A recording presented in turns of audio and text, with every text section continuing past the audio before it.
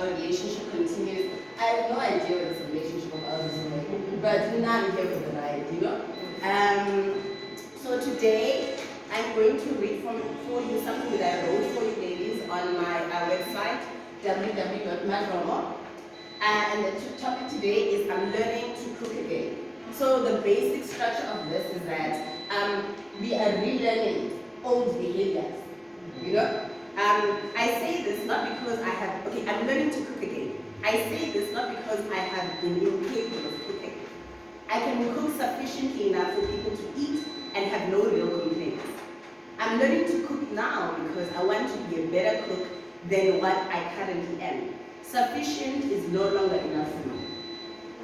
Part of the reason that my cooking abilities are not where I would like them to be is partly based on my earlier years at home as a teenager. I noticed that my mother came home late from work, like most women who travel from the city back to Kaisha Township, which is where we lived. Most times, part of these ingredients that were required to make supper, we would need to await my mom to come home before we could cook. At times, the cooking process would be so long because we always wanted the food to be tasty that you'd find my mom half falling asleep on the couch, waiting on us to finish prepping supper. On these evenings, she would not finish her food and she would already be too tired. I did not like this, so I started creating shortcuts to making meals like boiling my water to make rice instead of using cold water. The rice took less time. I liked making meals like spaghetti and pilchard because they were quick. That way she ate with us while she still had energy to laugh and interact before being too tired and having the day win her over. Due to this, I never quite took on the art of cooking. Now that I don't have to rush the art of cooking, I'm learning how to cook again. I'm reverting back to this memory because our early childhood experiences and what we are exposed to teach us how to be able to look and view life and how to be able to love. Though as we grow older, we reflect and we see who we are and the kind of love we would like to possess. So we start afresh and we learn how to love the right way. We start realizing the bad habits in ourselves and we self-correct so we can have the ability not only to possess healthy love, but to also attract it. Some of our parents had to provide for us at all costs, and because of this, spend little to no time on it, because their aim was to provide us with education and put food on the table. Thanks to their sacrifice, now as the adults we are able to provide for our children and still have time to spare. And Queens, this time is time we need to invest back into our children by spending actual time with them. There are things that happen in a particular way that we can't reverse, though these things we can always learn to do anew.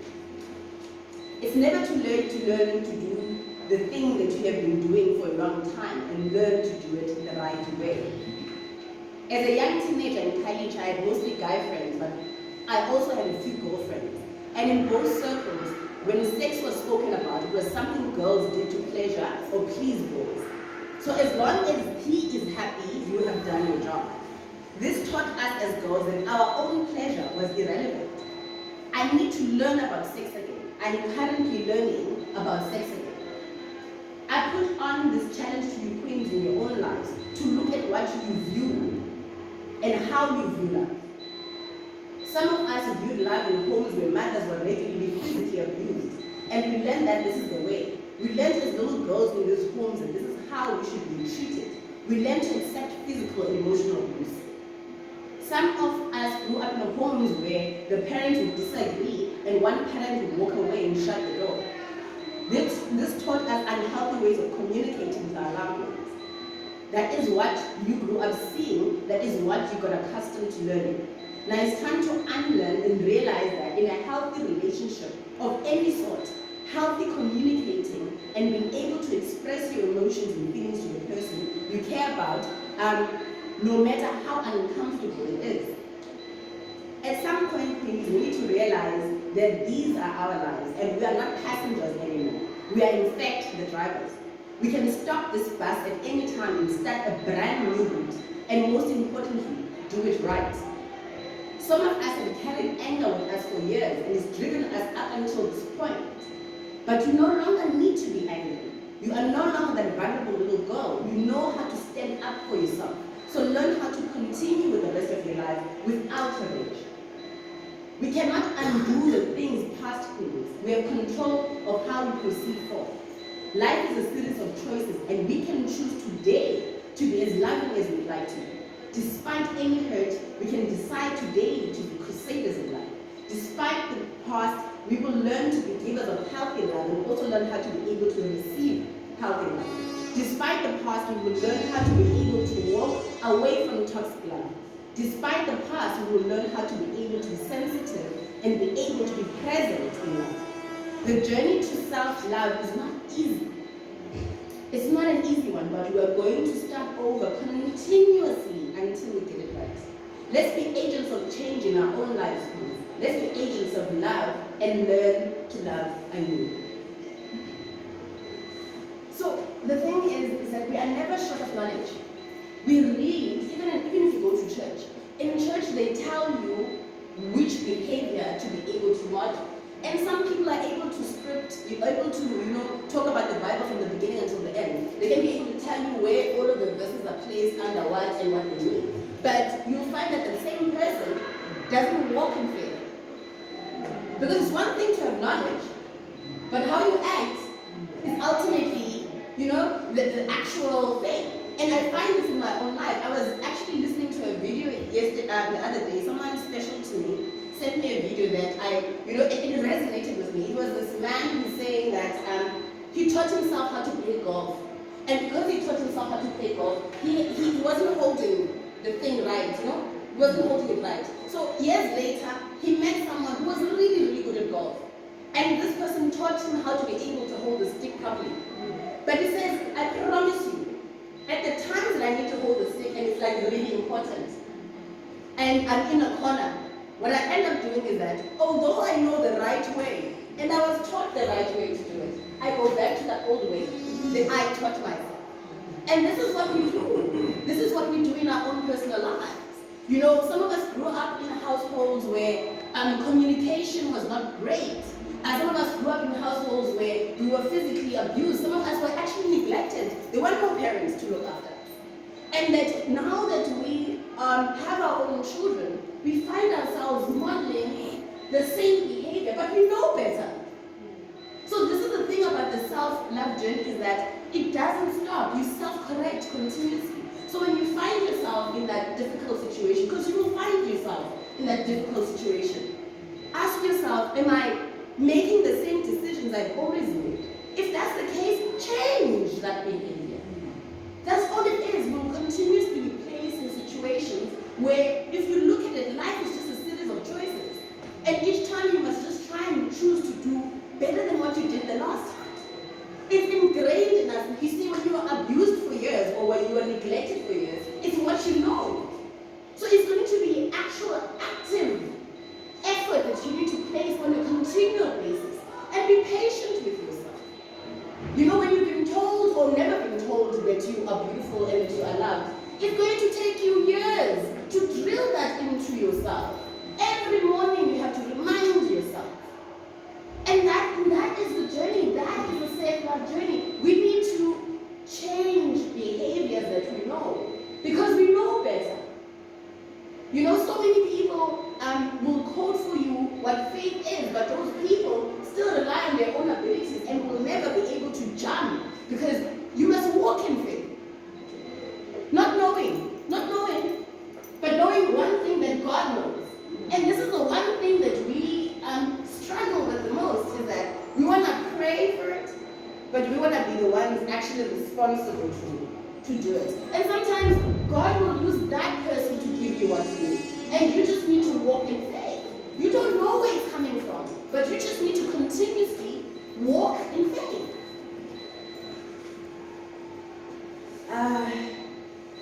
And I will talk about owning our sexuality. We know that as women, this is a room filled with women. We know that the end onset of us being told about sex, it's not even about you. It's about pleasing the other gender. It's always been about attracting the other gender. And I want us to reverse that. I want us to be comfortable in our own bodies. and know what these bodies require. Be gentle with yourself. Rediscover yourself. And I'm talking to people with people, and I'm talking to people without people. This is yours. No one should know this better than you. You take your time understanding what works for you and what doesn't. Because some of us have been doing things that don't work for us for a long time because that's what people do. No, this is your life, your script, your body, your rules. And there's nothing to be ashamed of in pleasure. There's absolutely, and we've been taught that as women. We've been taught that we can't talk about it because it's not our pleasure, it's their pleasure. So it's a shame to talk about it. This is why we find ourselves in abusive situations. Because we believe that the only time that we need to be pleased is someone else needs to do it. You don't have capabilities to be able to please yourself. We need to learn anew. We are the drivers. These are our lives. The things that happened when we were young, other people were driving. We're grown now. We are the drivers. We can stop the bus. If we're not sure about the direction we're going, stop the bus.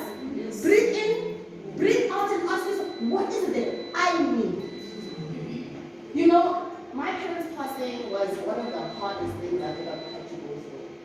But for the first time in my life, I'm living my life for me. I'm not making decisions thinking, oh, Mama, what will? No. And it's crazy how many of the decisions that we make in our own lives have nothing to do with us. They have nothing to do with us.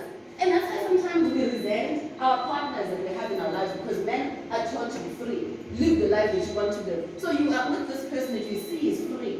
And is, expressing themselves in, in all ways. He's expressing himself physically, he's expressing himself sexually, he's expressing himself financially. And whether you are brought or you feel that you are brought to be able to just stand next to him and watch him live, it doesn't work like that. You need to find out what it is that makes you happy. And if what makes you happy has nothing to do with sex and it has something to do with a warm bath and a book on a Sunday by yourself, then do that. This is not a script. These are our lives. And we've seen how fragile life is. We've lost people in this time that we didn't expect to lose. You have to give yourself good quality love. Because when you know what that is, when someone comes and knocks at your door and they offer you something that isn't it, you just simply close the door. We are allowing people to walk into our lives because we don't know what it is that we like. We don't know what it is that we are. But I think, Queens, when are you going to get to learn you? Must someone else's child come in and teach you? Teach you what you like? Let's just be patient with ourselves because it's been years of doing the same behavior. So this is why I'm saying today that everybody goes through this, man, like where you will automatically go for the thing that you know and not go for the thing that you meant to do. So I'm saying when you make decisions moving forward, ask yourself, has this worked for me in the past? And if it hasn't, just try the thing next to it and see how that works out. I found with myself that having had made friends that aren't, I do have lots of friends that look like me, but having made friends that aren't, that don't look like me, I've got Muslim friends, I've got Colored friends, I've got Afrikaner friends, I've got English friends, and I'm talking women. You learn so much in how to do things. And sometimes you might find that your people don't look like you. Yeah? And we deprive ourselves this because we've been told, you stick to your own and you stick to your own. But your best friend doesn't even look like you. Your best friend doesn't even look like you. The person who's going to understand you and what you're going through does not look like you. And I was having this conversation with Susan this morning. I was like, the one thing that we need to do differently and the one thing that makes me come here and my hope is that to create little sisterhoods. Yes. Little sisterhoods where we correct each other, in a loving manner. When we teach each other, in a loving manner. Small little sisterhoods. Because the reason why we get abused is because no one is coming for you. And when an abusive man starts with you, the first thing he gets rid of is your friends. So that when he beats you, the ones will come and beat. Do you know what I mean? So we need to have those little sisterhoods. Again, not sisterhoods You know, but where I can go and cry, but where I can also go and find out what's the sexiest thing to wear on my dates, yeah? We need to recreate these things for ourselves. We need to recreate these things where we go on picnics as us ladies and we dress up and it's nice and there's no man, it's just us. We are going to talk about our things, we're going to laugh, and then we have to go back to our responsibilities in the house.